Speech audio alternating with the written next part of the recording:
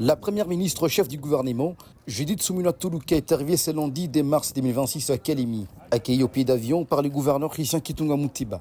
Cette visite s'inscrit dans le cadre du lancement officiel du programme des cantines scolaires, dont le Tanganyika est la province pilote, en marge de la 11e célébration de la journée africaine de l'alimentation scolaire. Une nouvelle étape dans la réforme du secteur éducatif et la lutte contre la faim en milieu scolaire. Dès son arrivée, la première ministre Judith Suminwa Tuluka s'est rendue à l'école primaire Kifungo pour la cérémonie de lancement, accompagnée d'une délégation ministérielle de haut niveau, comprenant les ministres de l'Éducation nationale et de Nouvelle Citoyenneté, du Plan, de la Santé et de l'Agriculture. En présence des députés provinciaux du Tanganyika, le représentant du directeur pays du Programme alimentaire mondial et le coordonnateur résident du système des Nations Unies en RDC, ainsi que plusieurs parties prenantes. Dans son allocution, le gouverneur Christian Kitunga Muteba a réitéré l'engagement de sa province dans la mise en œuvre de ses programmes.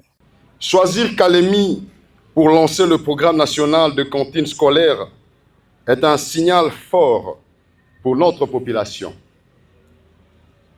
C'est reconnaître le besoin de nos communautés, c'est valoriser les richesses de notre territoire, c'est affirmer, bien évidemment, que le développement doit être inclusif et équitable. Je tiens à remercier le gouvernement central pour la confiance accordée à notre province sous le leadership éclairé de son Excellence Félix-Antoine Tshisekedi Tshilombo, président de la République, le chef de l'État. Je remercie également le partenaire technique et financier qui accompagne cette initiative. La province du Tanganyika que je représente prend l'engagement ferme de soutenir pleinement la mise en œuvre de ce programme en assurant la coordination locale, la mobilisation communautaire et le suivi rigoureux de ces activités. Puis des allocutions tour à tour du représentant résident du Programme alimentaire mondial, du coordonnateur résident du système des Nations Unies en RDC et celle de la ministre d'État, ministre de l'Éducation nationale et Nouvelle Citoyenneté, Raissa Malou, qui a circonscrit les contours de ces programmes qui visent à renforcer la dignité de l'enfant congolais. La première ministre, chef du gouvernement, a témoigné de la volonté du président de la République, Félix-Antoine Tshisekedi Tshilombo, à investir dans le capital humain, pilier central du programme d'action du gouvernement. Son Excellence, Monsieur le Président de la République, chef de l'État, nous a fixé une ligne claire. Investir dans le capital humain, pilier central du programme d'action du gouvernement.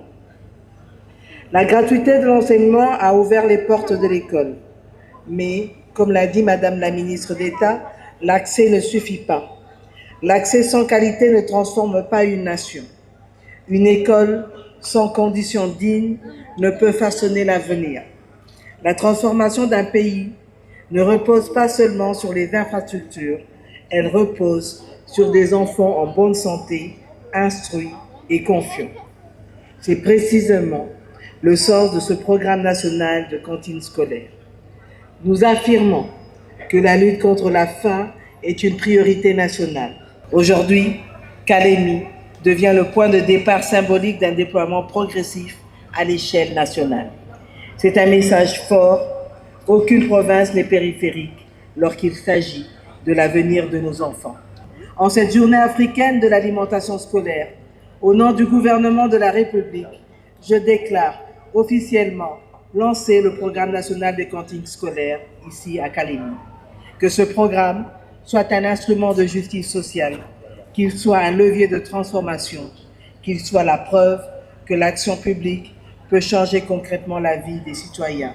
La cérémonie s'est conclue par la distribution du repas scolaire aux élèves, lançant officiellement ces programmes avec un modèle alimentaire axé sur la production locale afin d'encourager les agriculteurs locaux.